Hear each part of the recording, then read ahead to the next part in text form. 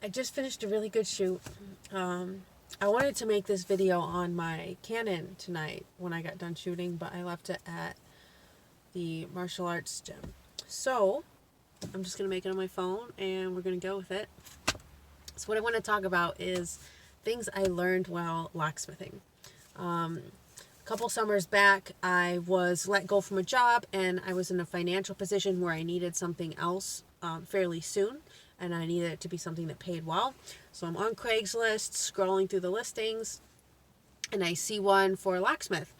And I get the interview scheduled. I show up to the interview. It's at a Starbucks inside of Jewel Asco.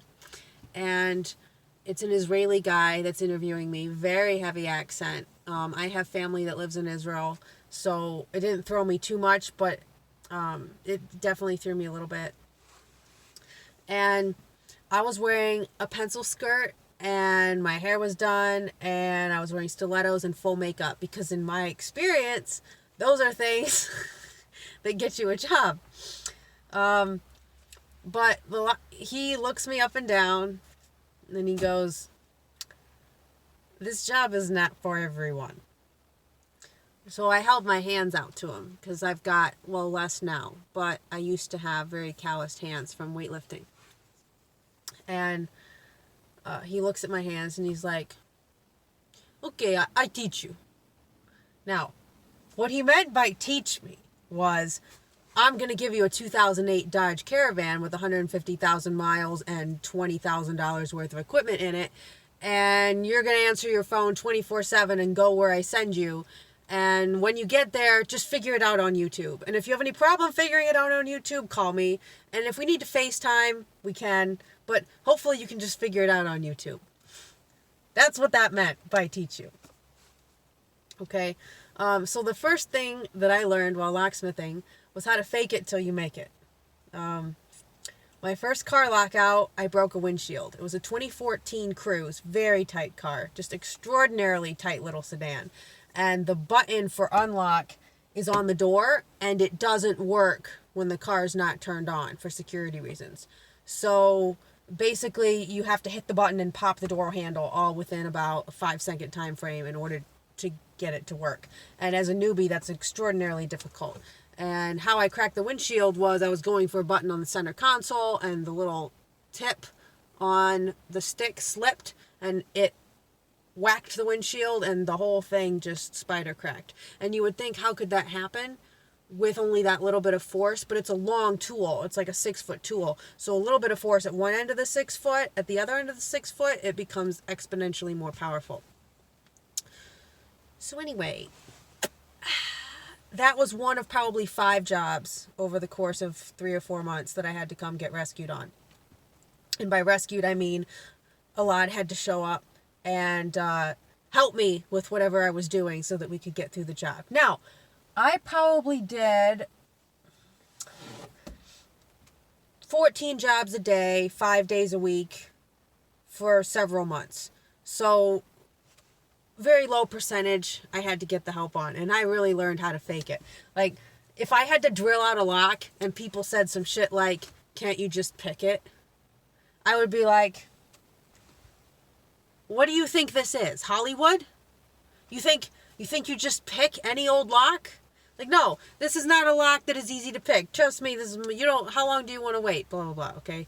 The point being, I would nip it right in the bud and just act like what I was doing was totally normal. Now, as I progressed and got better at picking locks, obviously I picked more of them, and you make more money that way, so it's great. But that took some work. Most lockouts, you don't actually need to pick the lock because you can circumvent it, either using airbags or an over-under door or around the handle tool, something like that. Yeah, fake it till you make it. All right. The second thing that I learned is how to reassure people in a bad situation, okay? 2 types of people tend to call locksmiths.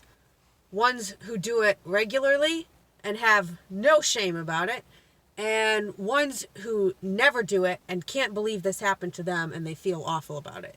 Neither of them are in good circumstance. I once had a young man with a 2002 Buick. I forget what model it was. And I showed up to that. It was his mother's phone number on the job. So when I showed up, I had a hard time finding him because the phone number wasn't on site. Drive around, find the car, get out. It was listed as a lockout, but he doesn't have a key, which means it's actually a new key, which is a totally different job because I don't know if I have the tools and the programming stuff or even that key blank in the van. So I say, well, where's your key? He goes, well, it's in my pants pocket. And I look down, he's wearing gym shorts. He's not wearing pants. I'm like, well, where are your pants? And he goes, the police took them. I said, why did the police take your pants? He goes, evidence. And I'm like, evidence for what? So he pulls up the leg on his basketball shorts, and there is a black gunshot wound in the middle of his thigh, like larger in diameter than my thumb. Just black. I said, when did that happen? He's like, last night. So, I mean, you run into everything. Obviously, this guy, fairly regular, doesn't need a lot of reassurance that everything's going to be okay. And those you just take in stride. But when you get the ones who are just absolutely freaking out and can't believe they're in this kind of emergency, then you tell them the stories about the people who call the locksmith on the regular. Okay, and then they feel much better. So basically, anytime someone's having a hard time, you tell them a story about someone who's having an exponentially harder time. Keep it brief, because you don't want to seem patronizing. It should be more of a distraction than anything else. Also, this does not work with close friends. Don't, okay? It's more of the professional interaction. Okay, the next thing I learned was how to haggle. Before locksmithing, I hated haggling. I hated it for the first probably month that I did it, too. Because I would show up to a job, I'd be like, okay, this is a $300 job. That's what it is. And some Americans, but particularly people from other cultures, when they hear that first price, they assume that that's an extraordinarily high price and they got to work you down. And if you don't engage in that back and forth interaction, they actually take offense.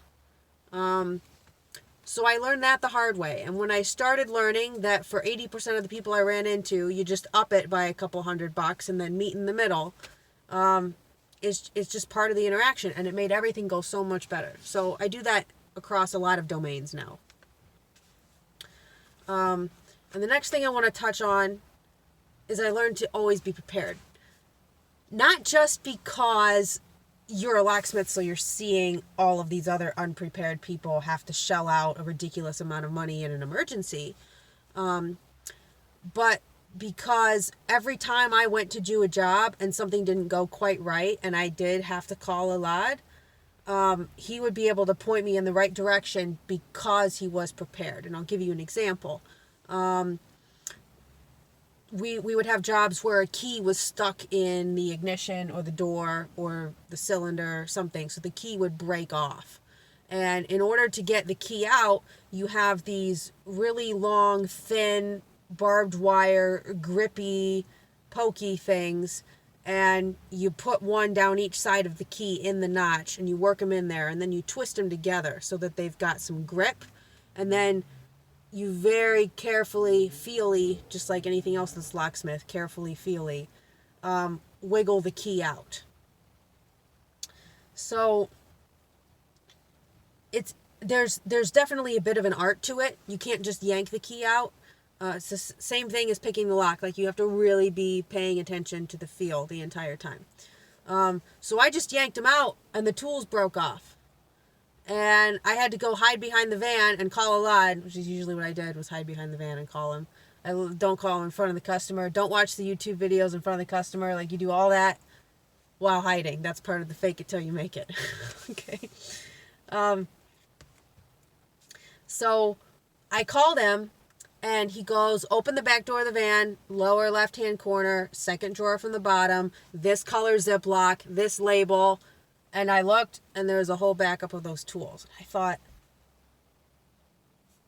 not only did he have the backup tools, but he knew exactly where they were, what color bag they were in, and what label was on it, and how many of them were in there. I was just blown away. And I've never forgotten that. So that helps me stay organized in day-to-day life now.